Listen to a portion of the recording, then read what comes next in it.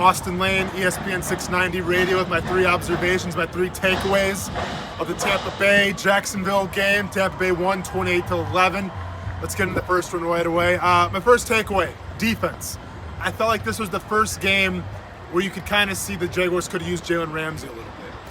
Not to say the defensive line, I think the defensive line played pretty well overall. They stopped the run game for the most part. Barber did have 2 touchdowns, but let's be honest, it's the Tampa Bay Buccaneers. This was a pass-first team, and I just felt like Tampa Bay was just passing at will and having the way with the Jaguars. I mean, keep in mind, the second half, I thought Bruce Arians kind of let up on the reins a little bit, relied more on the run game to try to just run the clock out. I thought when the Jaguars were playing well on defense, it was because of their defensive line and their pass rushing abilities, which came once again from the blitz. And if you're Todd Wash and you're still you're still coaching and everything, you got to realize you got to send as many guys as possible, especially against guys like Phillip Rivers coming up and against Matt Ryan. So overall, the defensive and especially in the back end, the safeties and the corners, I thought could have did a lot better job. But once again, Tampa Bay's got a lot of weapons there at the receiving threat. My second takeaway, coaching. This is a team today that had, I think, 15 or 16 penalties. And it's crazy because I say it week in, week out, and it's the same story over and over again. Penalties cost this team, and penalties fall on coaching.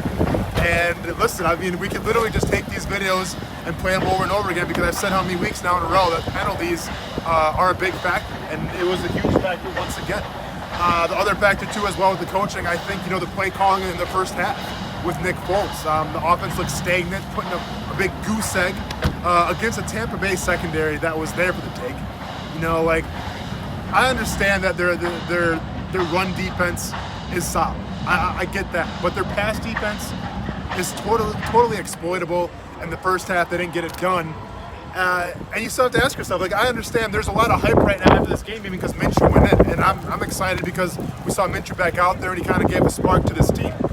We still have to ask the question where they put the same people out there again with the same coaching staff, and what happened? You got beat by a Tampa Bay Buccaneers team who, in my opinion, really isn't that good. And you got beat at home. So going into my third observation, my final one is obviously the big news and the big question going forward now, Gardner Minshew. The first half, the Jaguars' offense was completely stagnant, completely flat. Foles looked a little off, really bad turnovers. He had a couple bad throws. Offensive line wasn't helping him out it either, but at the end of the day, Foles was not playing well. And enter the second half, Gardner Minshew comes out and gives not only the offense a spark what they needed, but it seemed like he gave a spark really in all 3 phases. It seemed like the team rallied around him a little bit, and they finally got something going. And that's props to Gardner Minshew, man. So I guess the question going forward now is, what do you do? Do you keep Gardner Minshew out there, or do you go back to Nick Foles? And to me, it's obvious. To me, you made your decision, because if Nick Foles comes back in once again, you're just showing that you don't have faith in Minshew. And if you can take anything away from this game, and I'll be honest, there's not a lot of positives. You take one thing away from the game, it's that Gardner Minshew shined a little bit. It looked like he showed promise, especially from a guy who once again comes off the bench and provides the spark. So I think you have to roll with Gardner Minshew hands down, especially if you're worried about fans as well.